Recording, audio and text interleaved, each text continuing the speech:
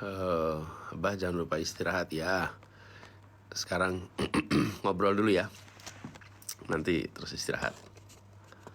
Saya sambil liatin nih siapa aja yang pada join. Terima kasih udah nyempetin join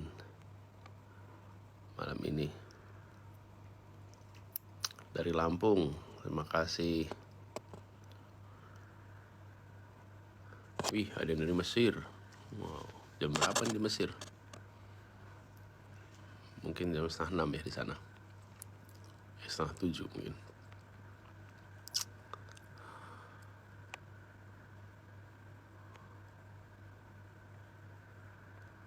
Kemarin di Ambon, supir-supir angkot pada nggak narik, bah, nyariin abah. Oh ya, dari sel. Iya, kemarin saya ke Ambon. Saya cerita dikit tuh, saya ke Ambon. Jadi saya ke Maluku, ke Ambon. Sebenarnya perjalanan kemarin itu seperti napak tilas. Memang kemarin kita ke Ambon karena saya ada acara kampanye di sana, kampanye indoor di Ambon. Tapi buat saya datang ke Maluku itu bukan pertama kali. Justru saya sudah ke sana agak lama. Mulai dari 2007, 2008. Waktu itu saya masih tugas sebagai advisor bidang desentralisasi dan otonomi daerah. Tapi saya punya pengalaman yang unik. Saya ke Ambon tahun 2012. Terus dari Ambon saya akan ke Kepulauan Tanimbar. Kepulauan Tanimbar itu salah satu kabupatennya adalah Kabupaten Maluku Tenggara Barat MTB. Ibu kotanya di Saumlaki namanya. Saya cerita dikit ya. Nah, waktu itu saya akan terbang pakai pesawat. Pesawatnya itu rutenya Ambon, Saumlaki. Terus dari Saumlaki pesawatnya akan terbang ke Tual. Dari Tual ke satu tempat lagi, terus nanti dia kembali ke Ambon. Nah, kami udah di bandara, sudah check in, lagi nunggu untuk boarding. Terus tahu-tahu dapat panggilan, diminta untuk datang ke counter. Jadi kita datang counter, terus diberitahu, Pak, pesawatnya nggak jadi berangkat karena di Tual ada sasi. Saya pertama kali itu dengar kata sasi atau sase gitu, sasi. Itu satu peristiwa adat di mana kegiatan harus dihentikan. Terus saya tanya, jadi pesawatnya kapan berangkatnya? Ya kalau sasinya sudah dicabut. Jadi dengan ada sasi itu maka pesawat tidak bisa mendarat ke Tual. Karena nggak bisa mendarat ke Tual, maka penerbangannya dibatalkan sampai pesawat bisa ke Saumlaki terus ke Tual. Kapan itu bisa diaktifkan lagi? Dia nggak tahu. Sasinya berapa lama? Bisa sehari, bisa 2 hari, bisa lebih lama. Jadi Bapak nunggu aja dulu sampai nanti penerbangannya lakukan. Itu pertama kali tuh saya mengalami sasi itu 2012. Terus ya udah saya jadi balik lagi ke kota Ambon. Dan waktu itu belum ada jembatan, jadi masih harus muter agak panjang. Akhirnya bermalam di kota Ambon, kami menunggu sampai 2 hari. Nah, sambil nunggu itu malamnya saya bersama tim. Jadi waktu itu kegiatan Indonesia Mengajar, karena kami mengirimkan guru-guru ke Kepulauan Tanimbar. Nah, jadi dalam rangka mengunjungi mereka. Lalu kita nunggu di situ. Nah, malamnya diajak sama teman-teman di sana. Waktu itu termasuk teman-teman dari Bank BNI. Karena waktu itu Bank BNI yang membantu dukungan ke anak-anak yang berangkat ke Kepulauan Tanimbar. Terus sampai di situ diajak makan duren. Nah, saya bilang saya nggak suka duren.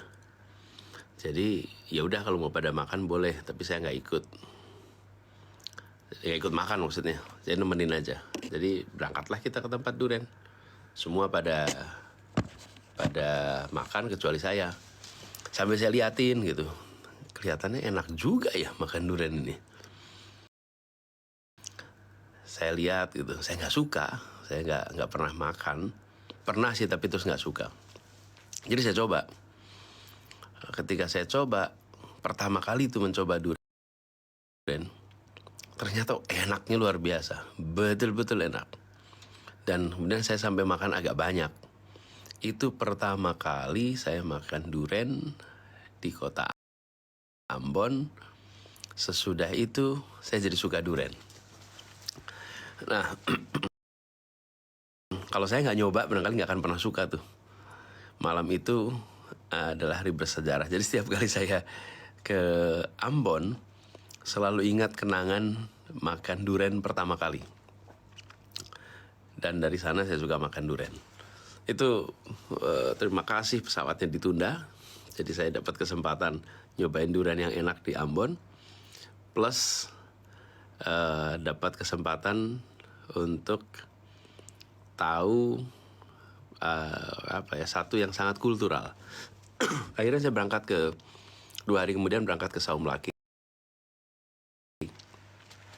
Sampai di sana ketemu sama guru-guru, ketemu sama anak-anak yang kepada mengajar, dan itulah pengalaman tentang ketimpangan salah satunya.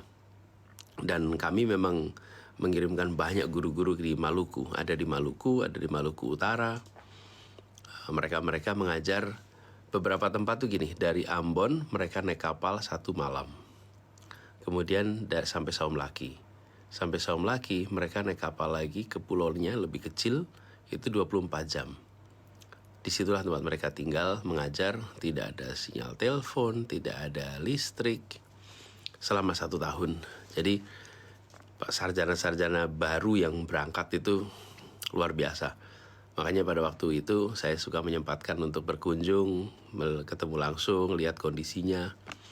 Nah, tapi itu juga yang membuat kami sudah bekerja di Maluku itu panjang, merasakan betul apa itu ketimpangan, merasakan betul apa itu konsep wilayah kepulauan, tantangan di wilayah kepulauan. Dan itu komitmen kita, karena tidak berada dalam pemerintahan, ya udah kita bikin gerakan untuk ngirim guru. Jadi ketika kemarin saya di Ambon, saya cerita pada teman-teman di sana bahwa ada tokoh agama, ada tokoh masyarakat. Saya sampaikan bahwa saya ini berbicara soal ketimpangan, kemudian bicara tentang bagaimana kita menanggulangi ketimpangan itu. Ini bukan karena sekarang sedang menjadi salah satu kontestan, tapi ini meneruskan apa yang selama ini sudah dikerjakan, termasuk sudah bekerja bersama-sama di Maluku. Waktu itu kita banyak sekali, sampai sekarang masih terawat hubungan dengan orang-orang baik di Maluku yang sama-sama ingin memajukan pendidikan di sana. Jadi saya bolak-balik tuh. Terakhir saya ke Maluku tahun 2016. Waktu itu udah tugas di Kementerian Pendidikan. Tapi sesudah itu saya tugas di DKI. Nah, DKI itu jadi gubernur di Jakarta. Itu nama resminya. Kalau prakteknya namanya tahanan kota. Karena nggak bisa pergi-pergi. Sibuk, tapi ya nggak pernah ke bandara. Karena urusan di dalam kota terus. Plus kalau gubernur yang lain, wali kota lain, bupati, kalau ada pertemuan pemerintah, ya dipanggil ke Jakarta. Nah kalau gubernur Jakarta, ya nggak pergi kemana-mana. Tinggal datang ke salah satu kantor aja di kementerian yang undang kita semua. Anyway, jadi kemarin ketika ke Maluku, lalu diskusi, ada desak Anies, kemudian ada obrolan dengan teman-teman aktivis. Rasanya seperti flashback. Dan bersyukur sekali bahwa dapat kesempatan untuk ikut dalam ikhtiar bahasa resminya itu mencerdaskan kehidupan bangsa di waktu itu, dan sampai sekarang kita masih ngirim guru-guru. Kebetulan sekarang ada di tim kita yang namanya Dedi sama Billy. 2 anak itu yang pada waktu 2012 berada di pelosok tempat di Maluku Tenggara Barat. Ini kalau teman-teman sempat liatin tuh. Terus ada satu pengalaman unik waktu saya ke sana. Saya diajak ke satu pulau namanya Pulau Selaru. Pulau Selaru itu lokasinya paling depan. Jadi Maluku yang paling bawah. Sesudah itu udah langsung laut lepas dan ke arah Australia. Lalu saya berangkat ke sana pakai kapal ke Pulau Selaru, ini pulau terdepan di Indonesia. Nah, kumpul dengan guru-guru, kira-kira 40-an orang tuh, guru dan teman-teman aktivis di sana. Pas waktu kumpul, mereka pasang tenda. Nggak ada ruangan khusus pakai tenda. Lalu ketika acara mau mulai, salah satu teman di sana, aktivis itu, atau guru lah gitu, Pak, jangan bicara dulu ya, tunggu dulu Pak sebentar gitu. Sebelum kita mulai, dia pergi jauh. Saya pikir pergi jauh tuh kemana gitu, saya perhatikan gitu, jalan agak jauh. Lalu balik lagi ke sana, saya tanya, dari mana Pak?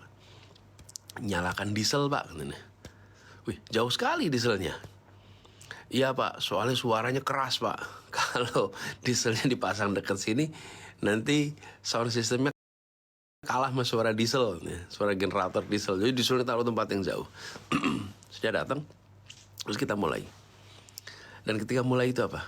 Bayangkan 40 orang di sebuah pulau terdepan yang belum ada listrik, tidak ada sinyal telepon. 40 orang ini berdiri lalu menyanyikan Indonesia Raya bersama-sama. Saya berada di situ. 40-an orang, kita semua menyanyikan Indonesia Raya. Itu sambil menyanyikan saya itu merasakan betul di hati itu getaran. Ini seperti ngirimkan pesan. Anis, kami di sini jauh dari pusat kemajuan, jauh dari pusat perekonomian. Kami masih terbelakang, kami masih tertinggal di dalam fasilitas. Tapi kami tidak kalah cintanya pada republik ini dibanding dengan mereka yang hari ini sudah makmur. Saya rasanya seperti dapat pesan begitu. Karena bagi yang sudah makmur, bagi yang sudah mendapatkan janji kemerdekaan, menyanyikan Indonesia Raya itu, ya kita udah dapat dari kemerdekaan ini. Tapi bagi mereka yang masih jauh itu, jauh dari makmur, jauh itu, berada di tempat begitu itu sangat menyentuh. Jadi saya nggak akan lupa itu pengalaman bersama-sama dengan teman-teman. Dan mereka semua bicara tentang bagaimana pendidikan kita maju, bagaimana anak-anak kita di sana bisa sekolah dengan baik. Ya memang lokasi mereka itu jauh dari pusat perekonomian, pusat kemajuan. Tapi mimpi mereka itu tinggi sekali. Di situ salah satu inspirasi saya kemudian muncul gagasan yang waktu itu saya sempat tweet juga zaman itu. Lokasi lahir boleh di mana saja, tapi lokasi mimpi harus di langit. Dan di langit yang amat tinggi. Jadi jangan pernah takut untuk bermimpi, jangan pernah takut untuk bercita-cita. Apapun latar belakangnya, mimpilah yang tinggi, batasnya itu langit. Jadi saya merasakan betul itu, luar biasa pengalaman ketika berada di Pulau Selaru, pulau paling depan. Kalau ada yang sempat boleh di Google tuh pulaunya.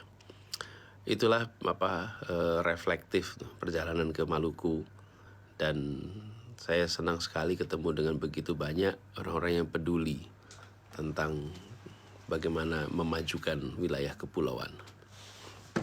Nah, dari Maluku berangkat ke Sorong. Nah, Sorong ini juga seru nih. Saya kembali ke Sorong, ini bukan pertama kali. Saya kembali ke Sorong, dulu saya pernah ke Sorong. Nah, di Sorong ini ada yang unik juga. Satu, ketemu banyak masyarakat di sana. Dan rata-rata yang berada di perkotaan itu mix antara warga pendatang dan warga asli Papua. Terus ngobrol-ngobrol dan Di sana saya ini ada yang coba spill videonya dong yang nyanyi Indonesia Raya itu. Nah itu dia di 2000, saya coba cari nanti, barangkali teman-teman ada yang merekam. Di 2012 itu aplikasinya masih aplikasi yang nggak secanggih ya sekarang. Kita sekarang nih HP udah pada punya kamera lengkap. Dulu ada juga sih kalau nggak salah pakainya BlackBerry waktu itu masih. Nanti coba saya cek kalau ada rekaman videonya ya. Good question nih dari Artasindo Medica. Spill dong Pak. Ya, nanti saya coba cariin rekamannya ya sama teman-teman yang sama-sama berangkat ke sana.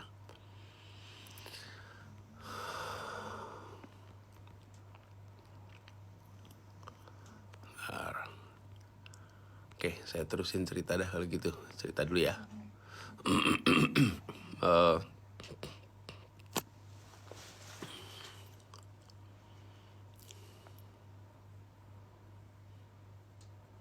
Ntar, nih ada banyak juga yang lagi tanya nih. Saya coba lihat.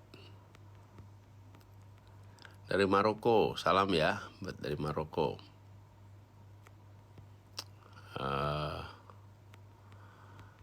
Apalagi nih, banyak juga nih dari mana nih. Pada sebutin dong dari mana biar saya tahu yang pada datang.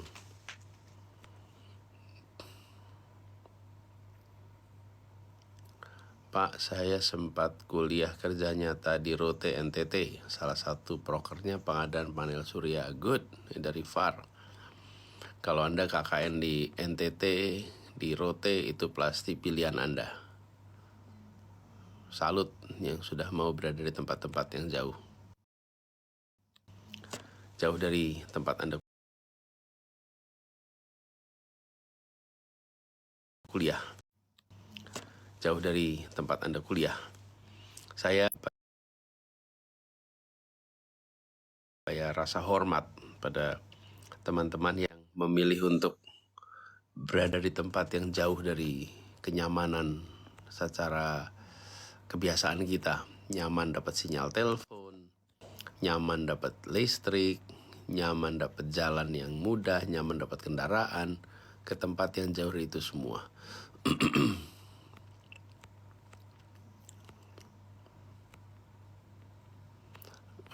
Orang tua saya ngefans, salam ya buat orang tuanya ya.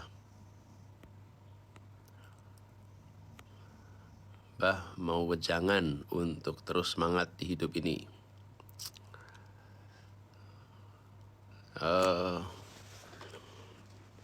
Syukuri yang sudah dilewati, kemudian selalu berusaha untuk memperbaiki dan yakin bahwa besok akan lebih baik. Jadi syukur yang sudah dilewati, selalu memperbaiki dan yakin besok lebih baik. Ya. Yunani, hampir wow, Yunani. Salam ya buat yang di Yunani.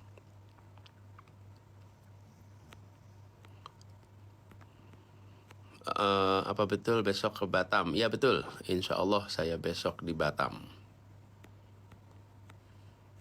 Itu dari Mas Dede. Pak, apa tips biar sehat dan selalu berenergi? Nikmati yang dijalani, sukai yang dijalani. Jadi kalau kita mengerjakan dengan rasa senang, nggak akan melelahkan. Tapi kalau kita tidak menikmati, kita tidak menyukai, kita nggak menyenangi, udah pasti capek aja udah. Dan kerjakan yang kita sukai juga. Contoh ya, gini, ini pengalaman aja. Kalau saya jalan ke toko elektronika, maka saya bisa 2 jam, 3 jam di toko elektronika itu nggak ada capeknya, nggak ada bosennya. Bahkan bisa lebih lama lagi. Jadi saya dulu sering tuh, waktu masih lebih longgar waktunya, kalau selesai kantor, kemudian saya suka ajak salah satu anak-anak masih kecil terus lihat ke toko elektronika. Woi, kita bisa sampai lama tuh di toko elektronika. Kenapa? Karena kita menikmati. Tapi begitu saya diajak sama Ferry, istri saya, ke toko pakaian, baru setengah jam sudah capek. Padahal AC-nya sama-sama nyaman, tokonya sama-sama nyaman, tempatnya juga nyaman. Kok bisa capek? Ya karena hatinya nggak di situ. Karena kesukaannya bukan itu. Jadi waktu saya di toko baju, setengah jam udah capek. Tapi begitu di toko elektronika, 2 jam ya nggak capek. Nggak ada perasaan kapan ya selesainya gitu. Nah itulah yang disebut ketika apa yang dipikirkan, apa yang dirasakan, dan apa yang dikerjakan itu sinkron, maka nggak akan lelah. Tapi kalau nggak sinkron, udahlah, it's a matter of time, pasti akan capek. Itulah sebabnya selalu berenergi, selalu menikmati selama kita masih menikmati. Gitu ya. Abah kapan ke Gunung Kidul? Ya insya Allah nanti balik ke sana lagi. Bah suka nasi goreng nggak? Iya dong, suka. Nasi goreng pasti.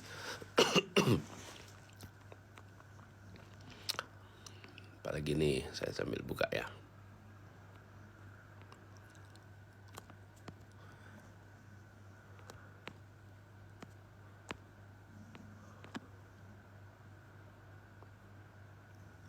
Bah besok beneran ke Batam? Iya, besok insya Allah ke Batam.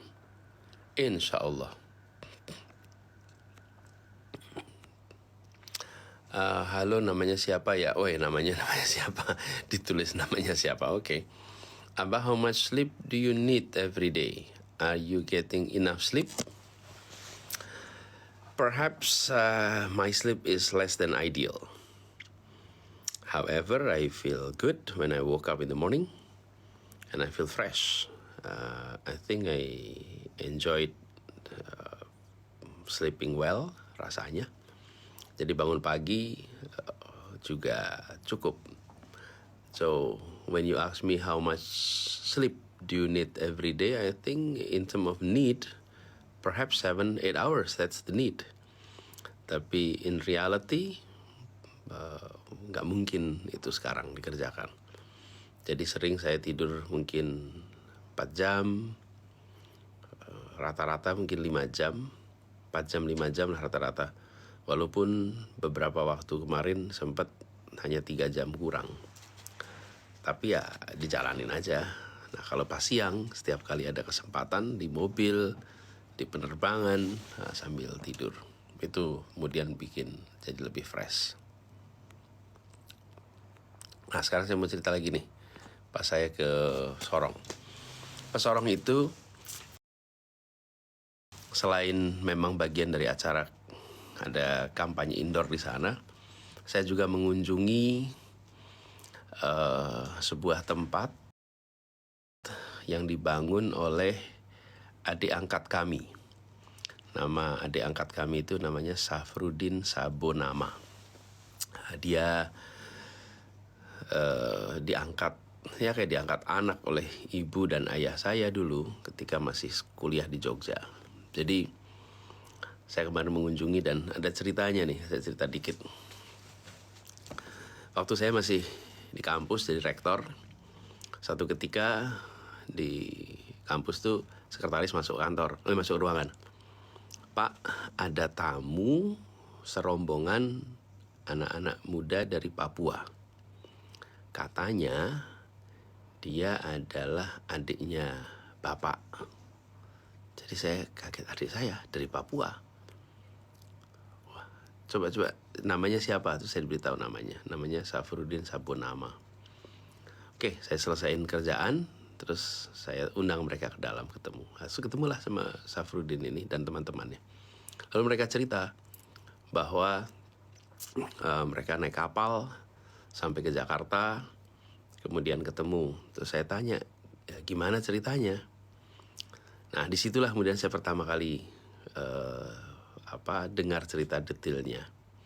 Jadi Safruddin ini kuliahnya di Universitas Patimura, Ambon. Lalu terjadi kerusuhan di Ambon, kampusnya rusak dan mahasiswa-mahasiswanya disebar. Nah mereka disebar ke Jogja. Mereka dikirimkan untuk kuliahnya di Gajah Mada.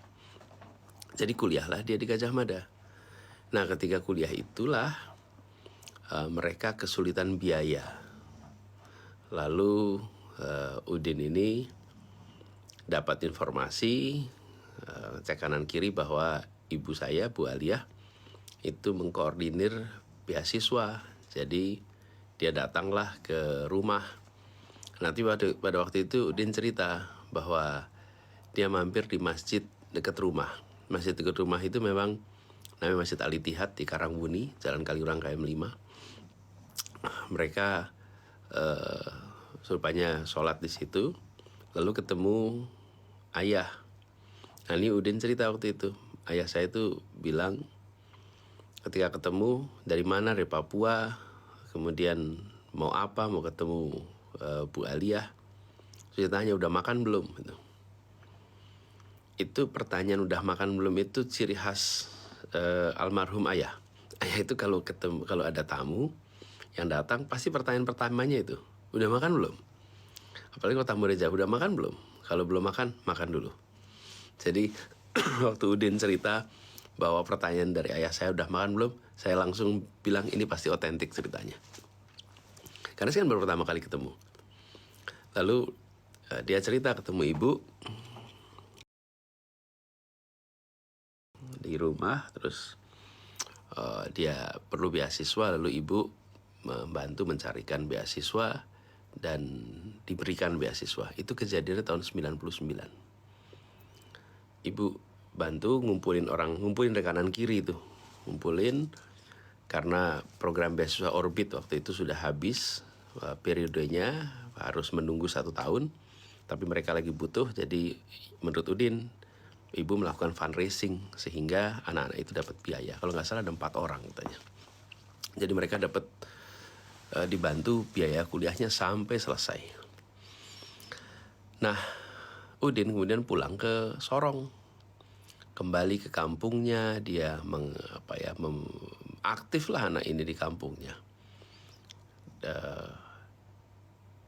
Ini yang kemudian juga saya reflektif nih.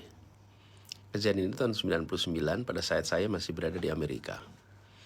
Pada waktu itu saya pun sedang mencari beasiswa untuk bisa menutup kebutuhan yang ada di sana. Ini yang ketika saya dengar ceritanya itu rasanya seperti Masya Allah. Allah works in a mysterious way ini. Tuhan ini bekerja dengan cara yang kita nggak tahu. Di saat ibu membantu dia dapat beasiswa, maka di waktu yang bersamaan saya dimudahkan juga dapat beasiswa. Jadi kebaikan yang dikerjakan ibu tuh saya yang kemudian merasakan tuh di waktu yang bersamaan tahun 99. Anyway, kembali ke sini, Udin pulang ke Sorong. Terus dia di sana aktif bikin organisasi sosial, bikin tempat rumah singgah, bikin tempat semacam masjid Islamic Center. Nah, Islamic Centernya itu diberi nama Hajah Aliyah Baswedan, nama ibu saya, dipasang dan dibangun tahun 2006 di situ. 2009. Jadi 10 tahun kemudian dia bangun Islamic Center, dia bangun rumah singgah, dan dia mendidik anak-anak di sana, anak-anak yang tidak mampu untuk bisa tinggal, untuk bisa sekolah. Dia memberi beasiswa pada begitu banyak anak di sana. Jadi saya ketika datang ya tahun 2016 kemarin, saya lihat ini saudara saya ini luar biasa. Jadi sesudah saya dengar ceritanya waktu itu di kampus, saya telepon ibu. Dan ibu bilang, oh iya itu Udin. Mama lupa belum cerita. Karena Udin sudah pulang ke Sorong. Selalu komunikasi, cuman kali ini dia mampir Jakarta. Kejadian itu mungkin sekitar 2007-2008 tuh. Waktu Udin mampir ke kantor saya di kampus. Nah, singkat cerita, Dia bangun tempat itu pakai nama ibu, kemudian kita malah nggak tahu, dan dia tidak pernah cerita bahwa dia menggunakan nama ibu. Kalau tanya dulu barangkali nggak diizinkan, karena ya kebiasaannya jangan pakai nama gitu, nama orang tua, nama orang tua sendiri. Kami jarang pakai nama sendiri untuk urusan apapun. Lalu Udin ini kami kunjungi 2016. Saya ajak ibu ke Sorong untuk jenguk adik kami di sana. Jadi lihatlah tempat itu, dan ibu tuh terharu sekali lihat itu semua, karena bagi ibu anak ini adalah contoh bagaimana dia dulu kuliah bebannya berat, biaya tidak ada, dan ketika dia sudah berhasil, dia bukan kemudian cari tempat di kota besar untuk hidup makmur, tapi dia kembali ke kampung halamannya dan mendidik anak-anak banyak sekali di situ. Jadi anak-anaknya itu banyak di situ. Kalau kita perhatikan, hidupnya itu seperti hidup untuk membantu orang banyak.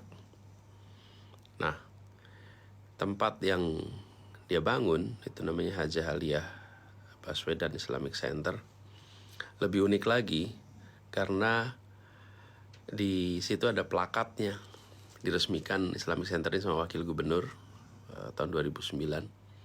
Plakatnya itu mengatakan bahwa gedung ini dibangun di atas 4 buah batu yang berlumur darah para syuhada yang telah mengering, yang diambil dari jalur Gaza.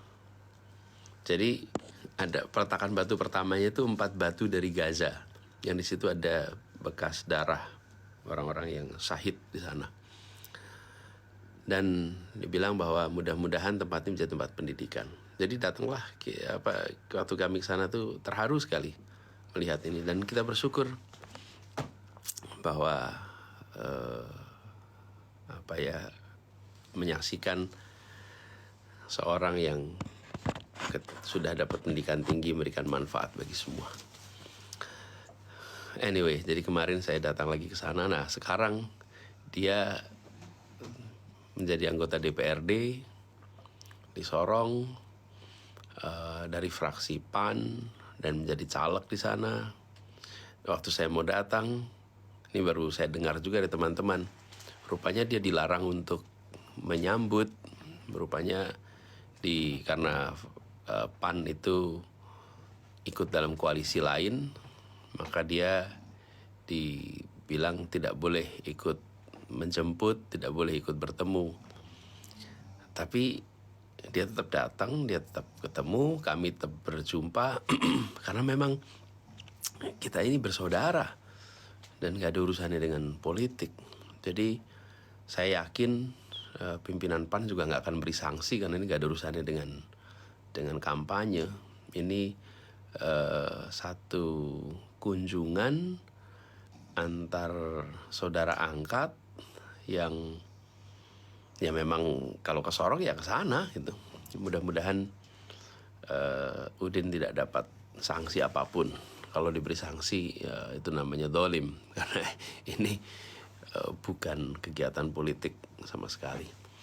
Tapi anyway, kita sana melihat rasa syukur, dan ini barangkali pelajaran bahwa kalau menerima beasiswa bukan membalas budinya dengan mengembalikan pada si pemberi beasiswa. Tapi cara balas budi bagi penerima beasiswa adalah dengan memberikan beasiswa kepada generasi berikutnya. Dengan begitu, maka pahalanya akan terus turun-temurun. Dan selalu katakan kepada penerima beasiswa yang diberi beasiswa, nanti satu saat ketika kalian sudah menjadi orang, dalam tanda kutip, jadi orang, maka beri beasiswa bagi yang lain. Jadi turun-temurun. Itu satu kebahagiaan tersendiri pengalaman kemarin di Sorong.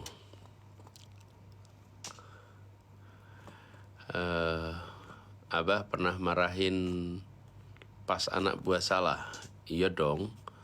Pernah mendisiplinkan.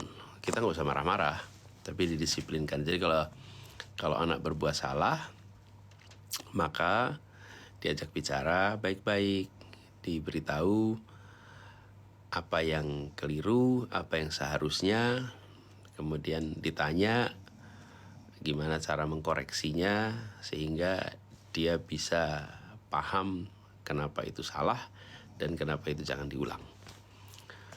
Nah, kalau kita marah, nanti yang diingat sama si anak marahnya, bukan pendisiplinannya.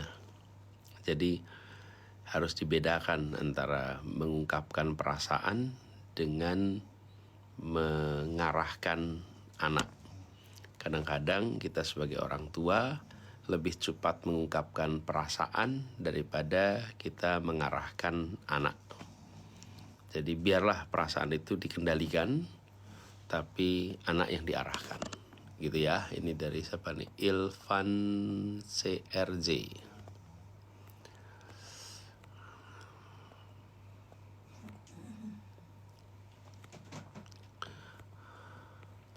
Inspirasi Indonesia mengajar dari mana, Bah?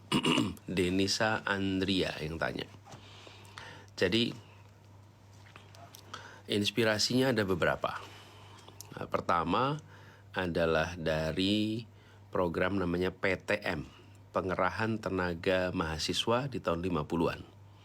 Jadi pada tahun 50-an, pemerintah membangun SMA di kabupaten-kabupaten hampir semua wilayah Indonesia.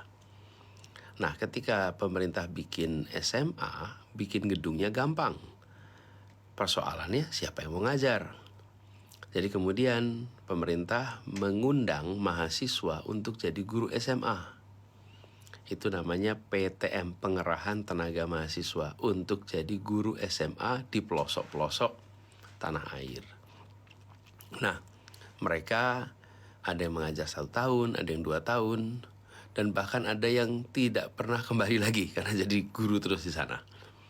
Nah, program PTM ini yang memimpin waktu itu seorang mahasiswa namanya Kusnadi Harja Sumantri. Kusnadi Harja Sumantri ini menjadi rektor di Universitas Gadjah Mada pas saya masuk tahun pertama di UGM. Jadi itu rektor saya pertama. Nah, saya banyak dengar ceritanya dari Pak Kus. Saya sering berdialog intensif dengan beliau. Beliau seorang rektor yang sangat dekat dengan mahasiswanya. Nah, itu salah satu inspirasinya. Kemudian yang kedua adalah program pertukaran pelajar yang pernah saya ikuti, di mana kita tinggal bersama keluarga selama 1 tahun. Waktu itu saya masih SMA, dan pengalaman itu memberikan exposure atas perbedaan budaya, perbedaan kebiasaan yang kemudian membekas sepanjang hidup kami. Nah, itulah inspirasinya. Kemudian kita susun program ide Indonesia Mengajar. Dan waktu itu ada yang bertanya, kita lagi diskusi tahun 2009 kalau tidak salah. Kami lagi diskusi, ada salah seorang yang bilang begini ke saya, Mas, kalau Mas Anies bilang masalah pendidikan di Indonesia itu adalah daerah-daerah terpencil, daerah-daerah yang sulit, nggak punya guru yang baik. Pertanyaan saya, mana ada sarjana-sarjana dari kampus-kampus yang menonjol, yang mau jadi guru di tempat yang jauh-jauh gitu.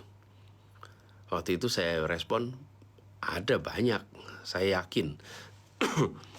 Masalahnya banyak yang tidak mau karena harus jadi guru seumur hidup di sana. Tapi kalau kita kirim guru bertugas 1 tahun, 1 tahun depan berikutnya beda guru, tahun berikutnya ada yang baru lagi, saya rasa banyak yang mau. Nah, disitulah inspirasinya.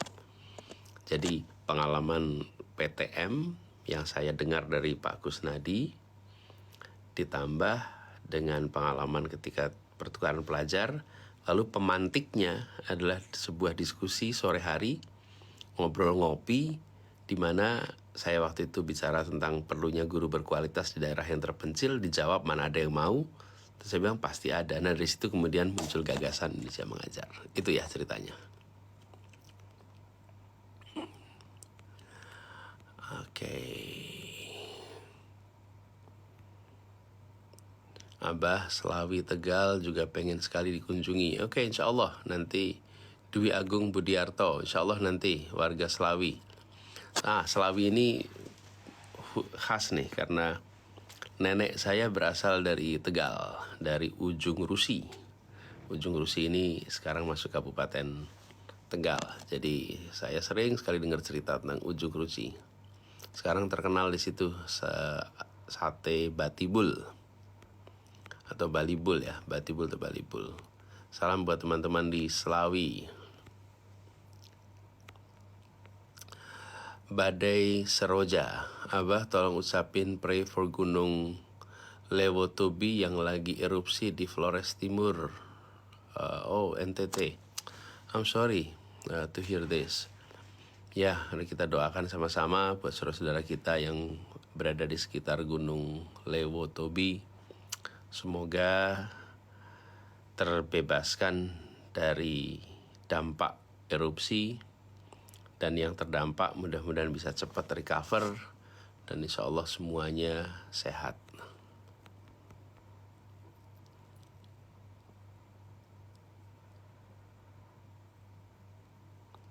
Abah, bapak saya juga guru SD, SMP, SMA, dan dosen di STKIP. Sekarang udah pensiun dan udah bisa kuliahin 5 anak. Dari Reni Indriani. Masya Allah. Reni, titip salam hormat ya untuk Bapak. Bukan hanya karena telah menjadi orang tua yang baik, tapi juga telah mengajar menjadi guru dan dosen. Itu kebahagiaan tersendiri, bisa mendidik anak kandung dan bisa mendidik anak orang.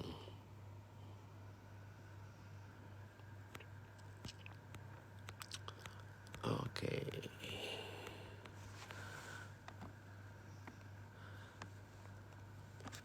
Saya sambil liatin mana lagi nih. Pak, ini utamain guru honor ya, terutama yang honor swasta ya, insya Allah kita harus setarakan, jangan dibeda-bedakan.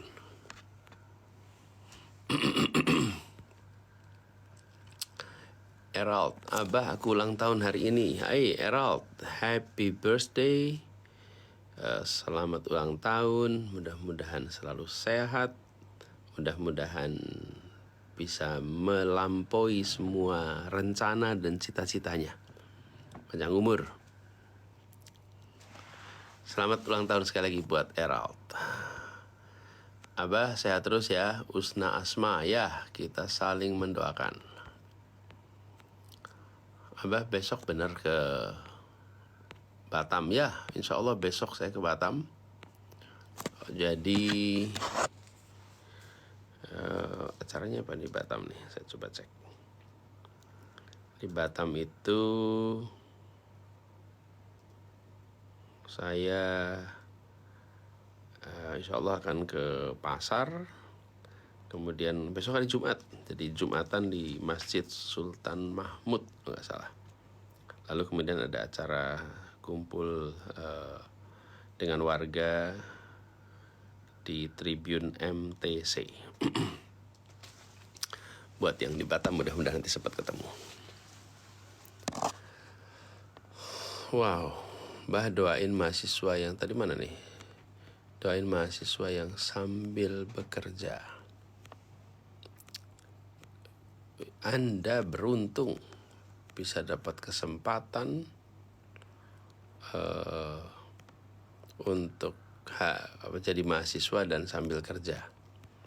mungkin rasanya seperti beban. Jangan dipandang itu sebagai beban. Itu sebagai pengalaman ekstra.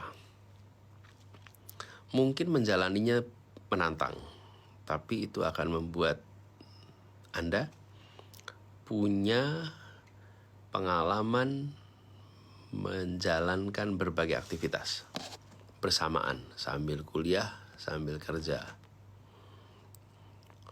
Abah doain ya kita mahasiswa yang harus sambil kerja. Ya, namanya siapa nih?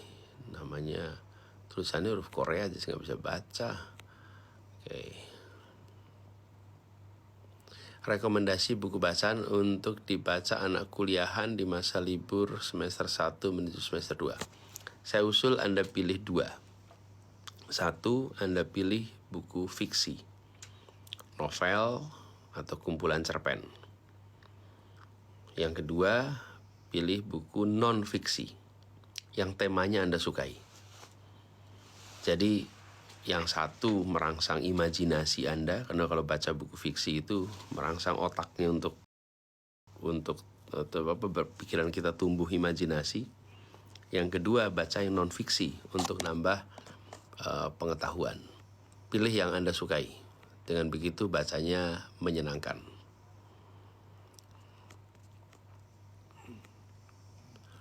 Abah ditunggu di Batam ya, insya Allah besok ketemu ya. Salam dari Abu Dhabi, salam juga ya untuk semua yang di Abu Dhabi.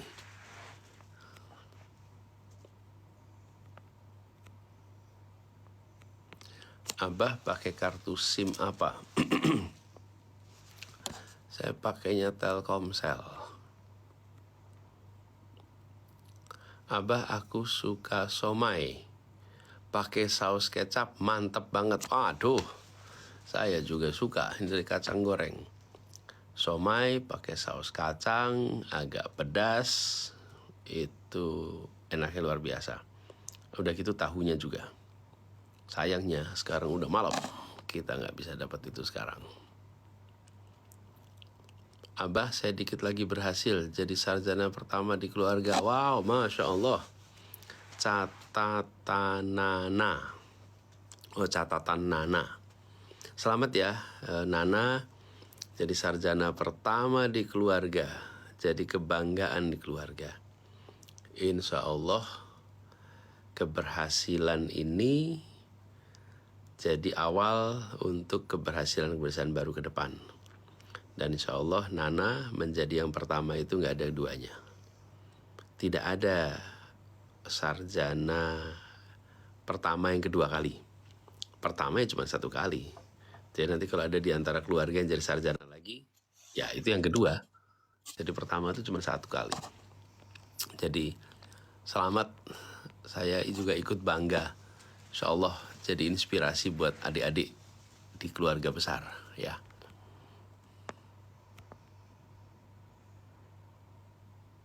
Abah, istri saya Linda Lestari lagi hamil.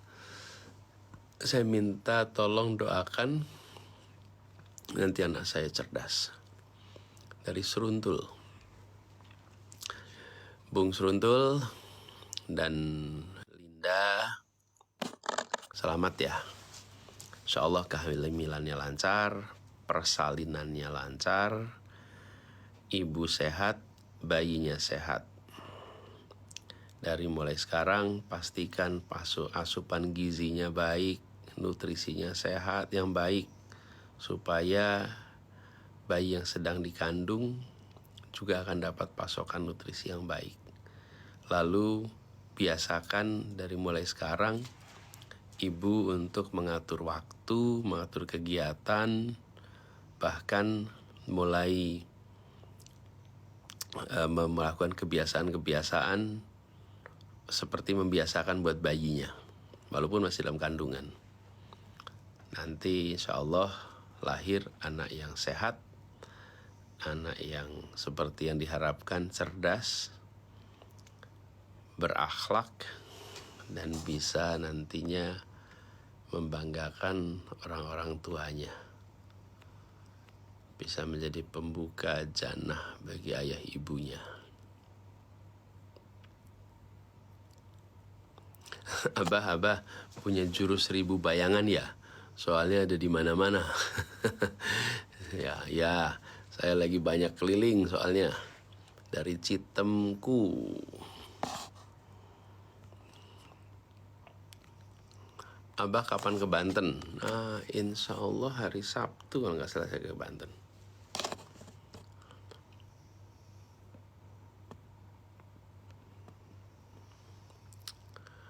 Abah pengen dinotis, apa pendapat Abah tentang fisioterapi? Salam dari Bekasi, klinik fisioterapi. Ya, fisioterapis ini manfaatnya besar sekali. Banyak sekali di antara kita yang kalau mengalami problem di otot, saraf, ke fisioterapis. Terima kasih sudah milih menjadi yang membawa kesembuhan. Semuanya datang dari Allah, tapi Anda yang menjadi salurannya untuk ikut mengembalikan kesehatan semua. Abah bantu semangatin bisnis lagi bangkrut. Sedih bener Abah, ingat emak, ingat istri, ingat anak.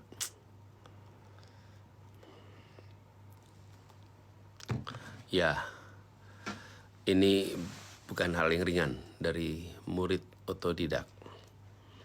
Kebangkrutan itu pahit, kebangkrutan itu berat, dan itu bisa traumatik. Tapi jangan pernah merasa kebangkrutan itu permanen. Kebangkrutan itu peristiwa, bangkrutan itu event. Bersiaplah untuk bangkit lagi. Tengok apa yang dikerjakan kemarin yang tidak boleh diulang. Lalu ke depan, yang tidak boleh diulang itu jangan diulang. Dan ingat, Anda bukan orang pertama yang bangkrut. Banyak orang mengalami kebangkrutan, bangkit lagi, dan sukses melampaui kondisi sebelum bangkrut. Jadi, pandang ini sebagai satu proses menuju bangkit. Seperti anak baru belajar jalan. Jatuh, ya bangun lagi. Jatuh, ya bangun lagi. Maka bersiaplah untuk lebih baik, bikin koreksi. Habis itu jalan semua. Dan jangan terlalu sentimental. Boleh ingat sama abah, ingat sama emak, ingat sama istri, ingat sama anak, gak apa-apa. Tapi jangan dibawa perasaan terlalu jauh. Kemudian, waduh, jadi segalanya serba berat. Saya pernah bilang, kalau ada orang lain bisa survive, maka kita juga bisa survive. If others can survive, I will survive. Ya. Oke, by the way, hari Minggu besok Gus Imin akan debat.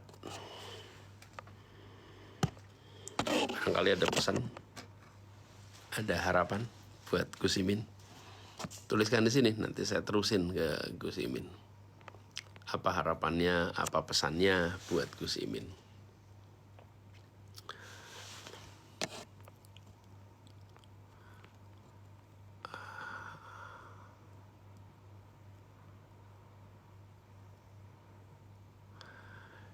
Dava Chani, Abah tadi aku naik taksi saat keluar bandara. Terus supir taksi bilang aku mirip Pak Anies. Alhamdulillah, kita mirip. Kapan-kapan nanti bisa kita barengan ya, kita foto bareng, kita cocokin nih kemiripan kita.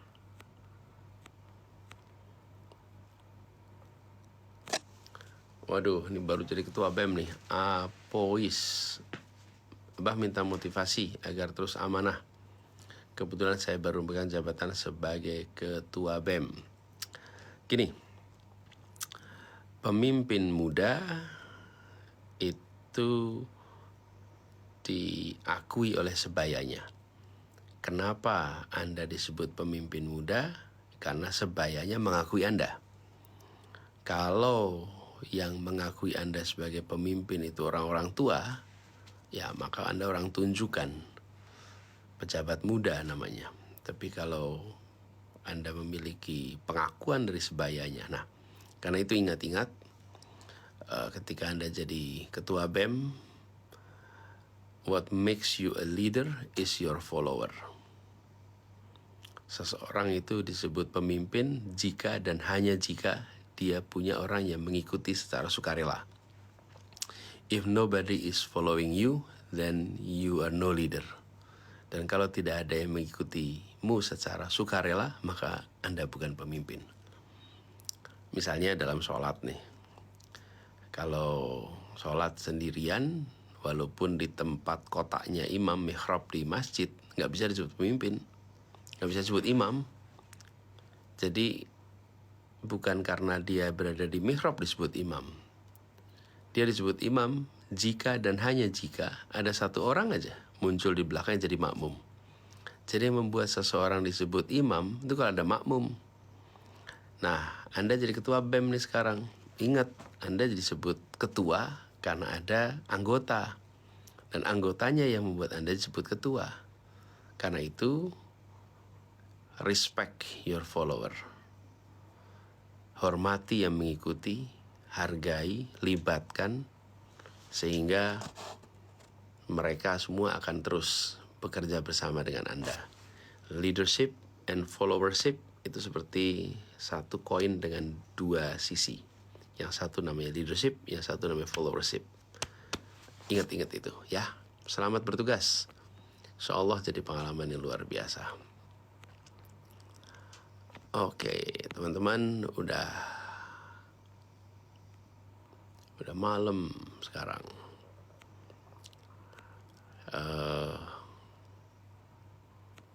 Oh ini Abah, Gus Imin jangan mainan HP terus, suruh belajar Abah. Oke, nanti saya kasih tahu.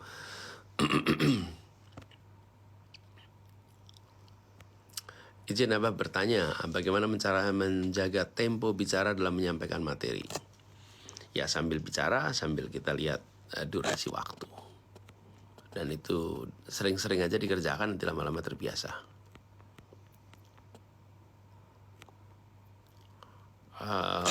Bah, ceritain waktu jadi ketua senat di UGM, apa yang paling berkesan?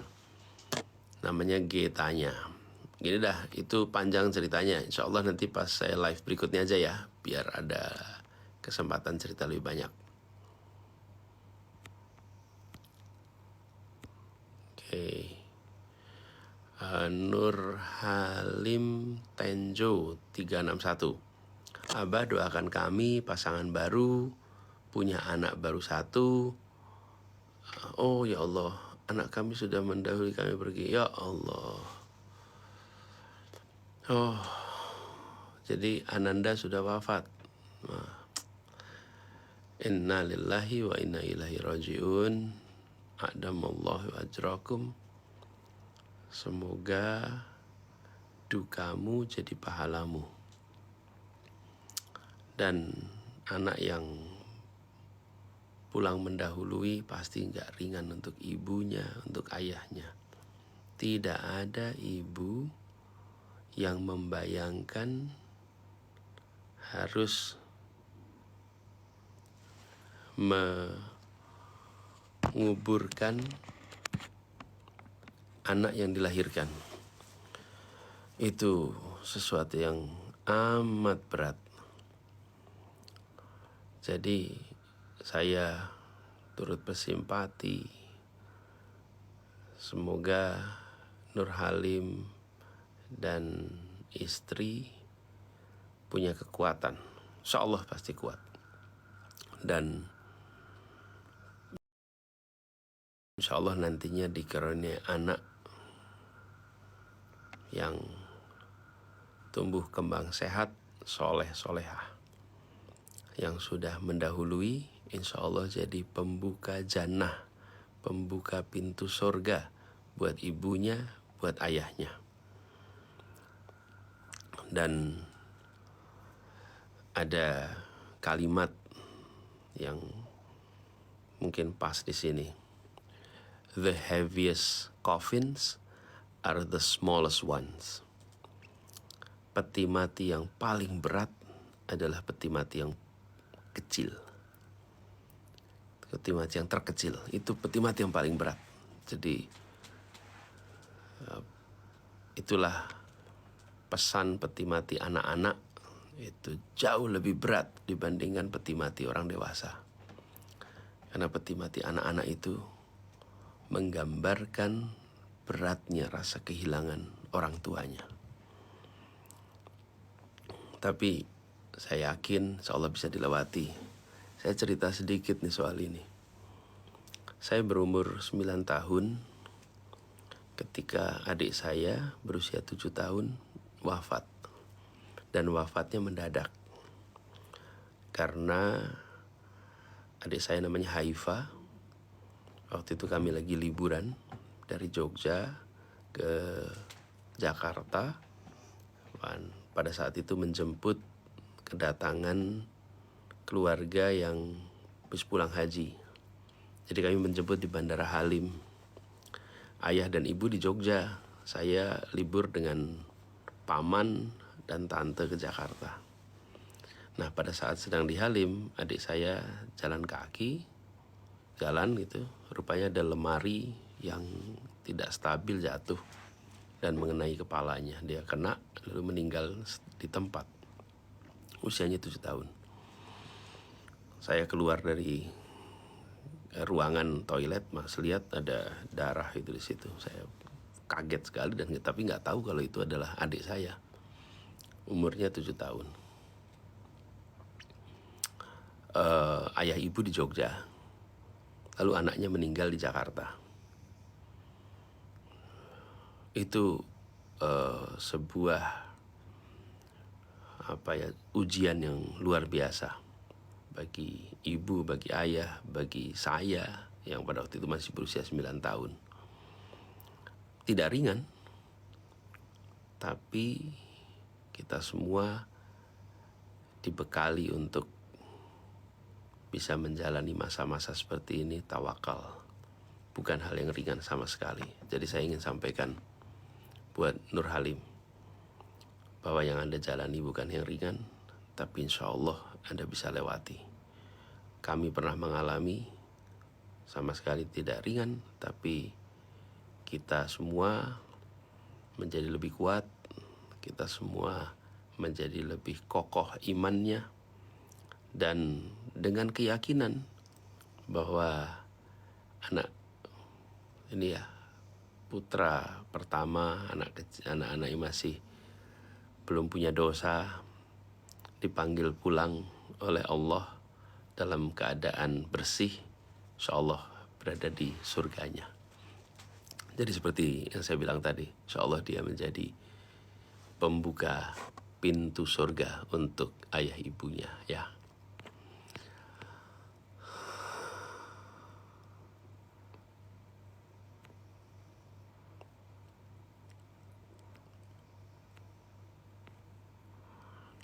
Oke.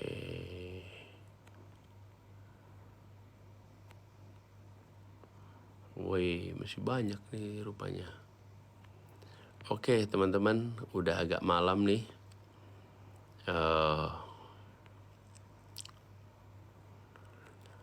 Saya cukupkan sampai di sini. Insyaallah kita ketemu lagi di waktu yang berikutnya. Ini ada yang terakhir nih, Abah, tanggal 16 aku milad. Semoga kaldul taku, ya, insyaallah saling mendoakan. Teman-teman semua, terima kasih yang sudah menemani saya malam ini. Terima kasih sudah ikut partisipasi di sini. Banyak nih pertanyaan-pertanyaan, tapi nanti kita terusin lagi ya. Udah agak malam sekarang. Insyaallah kita jumpa lagi. Stay healthy, stay happy, stay productive. Dan pamit, saya besok berangkat ke Batam. Buat yang berada di Batam, mudah-mudahan kita bisa ketemu.